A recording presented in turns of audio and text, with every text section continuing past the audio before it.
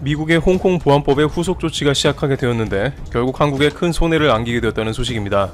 한국은 미국과 중국의 갈등 가운데 사드로 인한 피해를 본 바 있는데 이번 것은 더욱더 치명적이라고 합니다.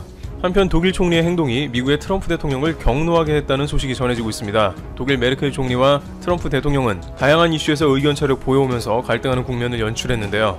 각종 매체들은 트럼프 대통령과 메르켈 총리의 정반대되는 면이 크게 충돌한 상황이라고 설명합니다. 또한 일본과 중국의 긴장감이 더해가고 있습니다. 중국의 홍콩 보안법에 대한 우려를 표한 일본은 이제는 아베 내각의 중심인 자민당에서 홍콩 보안법 반대 결의를 하고 있는데 아베 총리는 오히려 이러한 흐름에 다소 당황할 수도 있다는 의견도 나옵니다.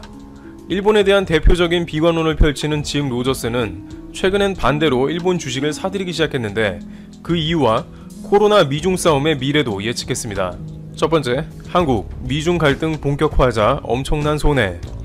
도널드 트럼프 미국 대통령이 29일 홍콩에 부여한 특별지위를 철폐하는 절차를 시작한다고 밝힘에 따라 국내 산업계가 바짝 긴장하고 있습니다. 왜냐하면 홍콩은 한국의 중국향 수출품이 들어가는 주요 루트로서 사실상 한국 수출에서 가장 많은 흑자를 얻기 때문입니다. 따라서 홍콩을 무역 관문으로 삼아온 한국 수출기업은 수출에 차질을 빚을까 촉각을 곤두세우는 분위기입니다. 트럼프 대통령은 이날 백악관 기자회견에서 중국이 홍콩에 고도의 자치권을 보장하겠다는 약속을 어겼다 하면서 홍콩에 대한 특별지위를 박탈하는 절차를 시작하도록 행정부에 지시했다고 밝혔습니다. 중국의 홍콩 보안법 처리 강행에 대한 보복 조치임을 밝힌 것입니다. 한편 무역협회는 최근 보고서를 통해 홍콩이 특별지위를 잃게 되면 미국으로 수출할 때 중국 본토와 마찬가지로 미국이 부과하는 최대 25% 추가 관세를 부담해야 한다며 금융허브의 역할 상실로 외국계 자본의 대거 이탈이 예상된다고 분석했습니다.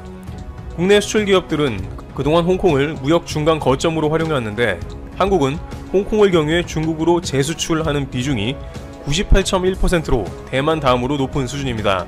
따라서 홍콩이 이런 역할을 하지 못하게 되면 중소, 중견 수출 기업들은 물류 비용이 증가하고 단기적으로 수출 차질을 빚을 수 있습니다. 한국, 홍콩, 중국 라인 수출 전략을 전면 바꿔야 할 수 있어 많은 기업들은 우려하고 있습니다. 팬데믹 상황까지 겹쳐 트럼프 대통령이 선거 시기인 11월까지 강공을 퍼부을 것이고 이 가운데 미중 관계가 돌이킬 수 없을 정도로 상황이 악화된다면 그 가운데 한국의 기업들은 막대한 손해를 짊어져야 합니다. 무역협회 관계자는 이 가운데 현재 미국의 대중 제재가 시스템 반도체에 국한되어 있지만 최악의 경우 우리의 주력 상품인 메모리 반도체로 확대될 가능성도 있다고 분석했습니다. 이는 한국의 최악의 위기가 될 것입니다. 중국의 사드 보복의 위력보다 미국의 주요 물품 수출 제재가 한국에 있어 가장 큰 위협이 될 수 있는 것입니다. 그러나 일각에서는 트럼프 대통령이 아직 구체적인 조치를 꺼내놓지 않았는데 이는 미국도 막대한 손해를 감수해야 하기 때문이라고 전합니다. 국제금융센터는 미국도 팬데믹으로 경제 손해가 큰데 홍콩 라인을 끊어버리면 더욱더 경기 침체가 가속화되므로 극단으로 치닫을 가능성은 낮다고 전망했습니다. 살얼음판 같은 미중 관계에서 한국은 어떤 길로 접어들게 될지 업계는 촉각을 곤두세우는 상황입니다. 두 번째, 트럼프, 메르켈 총리의 폭발해버림. 오랜 앙숙이던 트럼프 대통령과 메르켈 총리가 다시 한번 충돌하는 국면인데 이번에는 G7 회의 참석권 때문입니다. 미 정치 매체 폴리티코는 메르켈 총리가 트럼프 대통령의 오프라인 G7 회의를 거절했다고 보도했습니다. 독일 총리실 대변인은 이날 폴리티코에 총리는 6월 말 워싱턴에서 G7 정상회의를 개최한다는 트럼프 대통령의 초청에 감사를 표했다면서도 현재 코로나19 확산 상황을 고려해 워싱턴 방문을 거절했다고 전했습니다. 트럼프 대통령은 이와 같은 소식을 듣자 격노했다고 폴리티코가 복수의 관계자를 인용해 전했습니다. 일본 아베 총리와 프랑스 마크롱 대통령 등은 참여 의사를 밝혔는데 독일이 김을 세게 만든 형국이 되었기 때문이죠. 트럼프는 G7 정상회의가 오프라인으로 개최되길 바랬는데 그 이후로 코로나19에 따른 봉쇄 해제를 보여주는데 이보다 더 좋은 사례가 없을 것이라고 백악관 측은 밝혔다는 것입니다. 일각에서는 G7 회의를 통해서 미국에서 코로나 대응 비판을 받고 있는 트럼프 대통령이 코로나를 탈피했다는 과시용으로 활용한다고 지적합니다. 하지만 메르켈 총리는 코로나19에 대해 매우 신중한 입장으로 상황을 주시하며 거동을 자제하고 있습니다. 또한 트럼프 대통령 73세, 메르켈 총리 65세, 아베 총리 65세 등으로 코로나 고위험군에 속한다는 의견도 폴리티코는 덧붙였습니다. 즉 정치적인 행동보다는 과학적이고 현실적인 위험을 경계하는 메르켈 총리와 당장의 위험보다는 대외적인 모습으로 코로나19에 안정감을 주자는 트럼프 대통령의 가치가 정면으로 충돌해 G7 회의가 불완전하게 열리거나 취소 가능성이 나오자 자신의 계획이 틀어진 트럼프 대통령은 크게 화가 난 것이죠. 독일과 미국은 러시아 가스관 독일 연결 문제, 나토 방위금 분담 문제로 끊임없이 논쟁을 해오다가 결국 트럼프 대통령의 재선 문제가 걸린 상황이 다가오면서 갈등이 극에 달하는 모습이 나옵니다. 세 번째, 아베 총리 막상 중국 배제는 곤란한가? 아베 총리는 최근 시진핑 국가주석의 방위를 적극 추진하면서 어느 때보다 친중적 행보를 보였습니다.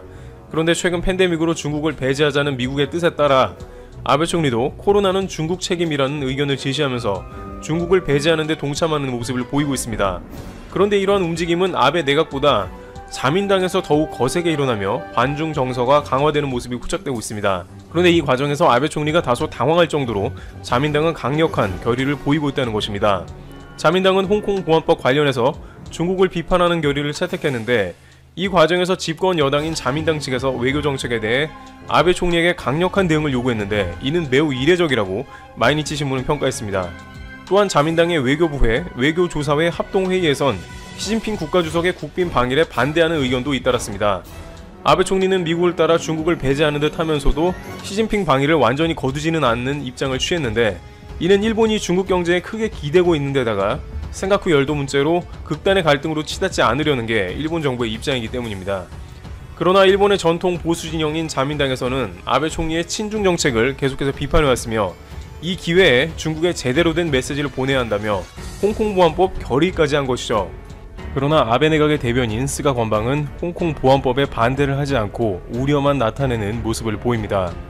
아베 총리는 자민당 내 중론을 따라야 혹시 모를 4연임에 도전할 수도 있는 기반이 마련되는데 중국과 갈등을 일으키는 것도 일본 정부의 입장과 상충되므로 당과 중국 사이에서 어떤 선택을 할지 고민에 빠진 영국입니다.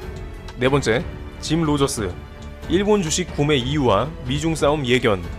일본 주식은 다 팔았다는 일본 경제의 비관론자인 짐 로저스가 다시 일본 주식을 사들이기 시작하며 일본 언론에서 짐 로저스가 움직였다며 그 의향을 궁금해합니다. 일본의 경제 매체들은 최근 짐 로저스가 일본의 주식을 매집한 이유에 대해 물었는데 실망스럽게 그는 단순히 주식 가격이 낮아져서 샀다는 것입니다. 로저스는 원래 일본 주식은 그리 좋은 투자 수단이 아닌데 이번 사태로 가치가 너무 떨어졌으며 곧 가격은 정상 수치로 회복될 것이고 다시 팔 것이라는 의견을 제시했습니다. 여기에다가 일본 은행이 돈을 찍어 일본 주식을 엄청나게 사들이고 있는데 그렇다면 일본 주식은 당분간 오르기 때문이라고 했습니다. 실제 일본 은행은 코로나 사태로 연간 매입 상한을 6조엔에서 12조엔으로 끌어올린 상황입니다.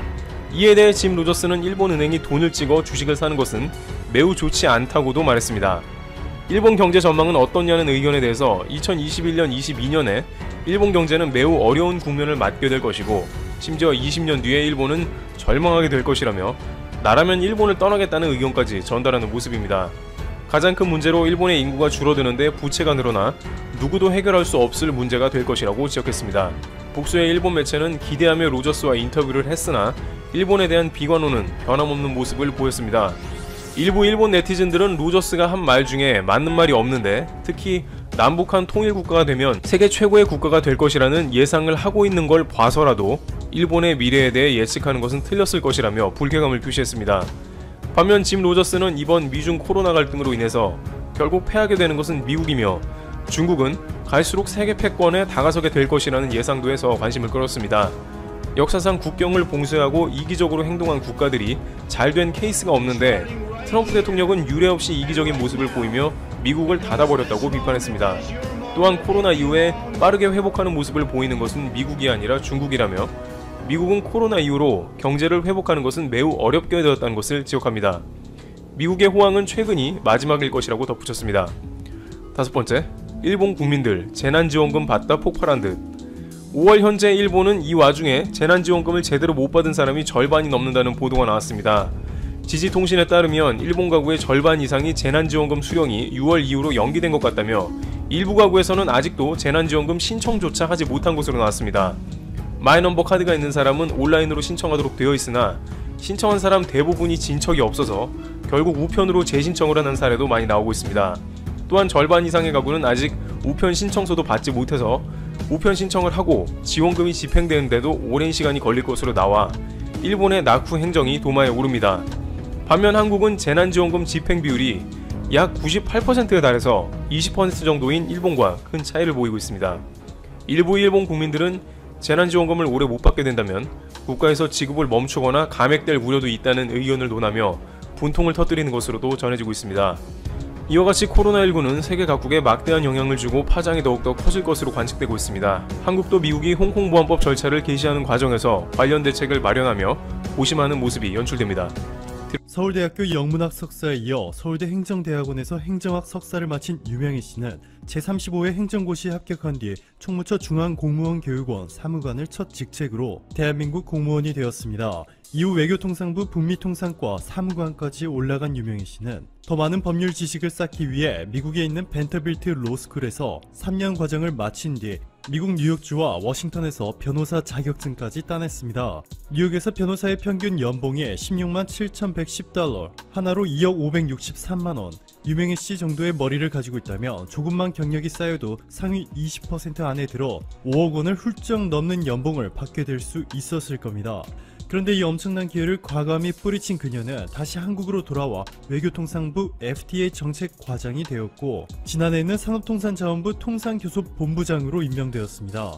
유창한 영어 실력과 화려한 업무 능력에 대담하면서도 대단히 논리적이고 직원들로부터 신망도 두터운 완벽한 인물이라 평가받고 있는 유명희 본부장. 세계 최강국들의 무역 대표들도 그녀의 실력을 인정하고 있습니다. 세계에서 가장 콧대가 높기로 유명한 로버트 라이트하이저 미국 무역 대표부 대표. 일본과 협상 당시 아베 정부가 미국이 일본산 자동차에 관세를 부과하지 않을 거야 라고 확신하자 곧바로 이렇게 받아칩니다. 자동차를 논의하고 싶어하는 건 일본의 야심 이라며 단칼에 일본의 희망을 종결시킨 단호한 인물인데요. 로버트 라이트하이저 미국 무역대표부 대표조차도 한국의 유명희 본부장과 자리를 한 뒤에는 그녀의 뛰어난 협상 능력을 인정하며 농담으로 자리를 제안할 테니 함께 일해보지 않을래요? 라고까지 전한 것으로 알려졌습니다. 최근 1년 동안 유명희 본부장이 이뤄낸 일들을 보면 도저히 믿기지 않는 수준인데요. 대한민국 외교 역사상 초유의 사태가 일어나고 있습니다. 세계에서 가장 똑똑한 민족, 유대인의 나라 이스라엘과 아시아 국가 최초로 한국이 FTA를 체결, 브렉시트를 강행한 영국과도 아시아 최초로 FTA를 성공, 코스타리카, 엘살바도르, 온두라스, 니카라과 그리고 파나마까지 중미 5개국들과 한 번의 FTA를 체결, 중국과 일본이 이들과 FTA를 실패한 이후 한국이 아시아 최초로 성사시켰죠. 한국의 주력 수출 품목들의 관세를 즉시 0%로 내리는 데 성공시키는 동시에 한국은 협정 배제 품목을 16개나 설정한 반면 파나마의 협정 배제 품목은 0개, 이 말도 안 되게 한국에 유리한 조건이죠. 여기에 동남아 최강국인 인도네시아와는 인도에 이어 세계에서 두 번째로 FTA보다 강력한 세파를 체결해 일본 차로 도배되었던 인도네시아에서 한국산 자동차들이 빠른 속도로 늘어나기 시작했고, 40조 원짜리 인도네시아 수도 이전 사업 수주 경쟁에서 한국 기업들이 다른 국가들보다 유리한 위치에서 경쟁할 수 있도록 해주었습니다. 유명희 본부장이 이끄는 산업통상자원부 통상교섭본부의 이러한 화력 덕분에 코로나19 사태로 전 세계적으로 무역이 쪼그라들었음에도 올해 1분기 한국의 무역 수지는 11조 6,600억 원의 흑자를 기록했습니다. 최근 관세청이 발표한 자료에 따르면 한국이 FTA를 발효하지 않은 국가와는 76억 달러의 무역 적자를 기록했지만 FTA를 발효한 국가들과의 거래에서는 164억 달러의 막대한 흑자를 기록하였습니다. 그리고 일본의 비상시적인 대한국 수출 규제와 관련해서도 유명희 본부장은 WHO에 일본을 제소하겠다, 일본이 협정을 위반한 점을 철저히 검토했다며 한국과 일본이 WTO 분쟁에서 한국이 사전사승의 전력을 가지고 있다며 강한 자신감을 내비쳤습니다. 자, 그리고 이번에 또 한국의 유명희 본부장의 독보적인 존재감을 드러냈죠.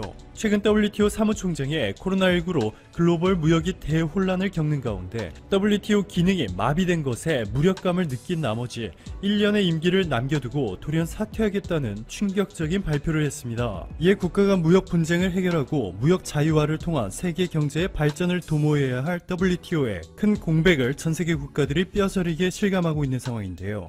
한국의 유명희 본부장의 방향을 잡지 못하고 갈팡질팡 하고 있는 호베르트 아제베도 WTO 사무총장과 영상회의를 열어서 한국의 기획으로 싱가포르, 호주, 뉴질랜드, 캐나다가 코로나19 사태로 악화된 글로벌 공급망과 기업인들의 필수 인력 이동 문제를 해결하기 위한 공동 강요 선언문 채택을 이끌어낸 점을 언급하며 글로벌 무역 가이드라인을 만들 것을 제안했습니다. 한국질병관리본부의 코로나19 대응 매뉴얼이 전 세계의 지침서로 등극한 가운데 이번에는 코로나19로 인해 붕괴한 글로벌 무역 시스템까지 한국이 방향성을 잡아주고 있습니다. WTO가 이를 공론화할 경우 전 세계가 한국이 제안한 글로벌 무역 가이드라인을 따르게 된다는 뜻이죠. 최근 세계보건기구 WHO가 코로나19 대응 모범국인 한국을 집행이사국으로 선출하였고, 전 세계가 코로나19 영웅이라 부르고 있는 정은경 질병관리본부장의 차기 WHO 사무총장 가능성까지 제기되고 있는 상황인데요. 산업통상자원부의 유명희 통상교섭본부장의 빛나는 활약으로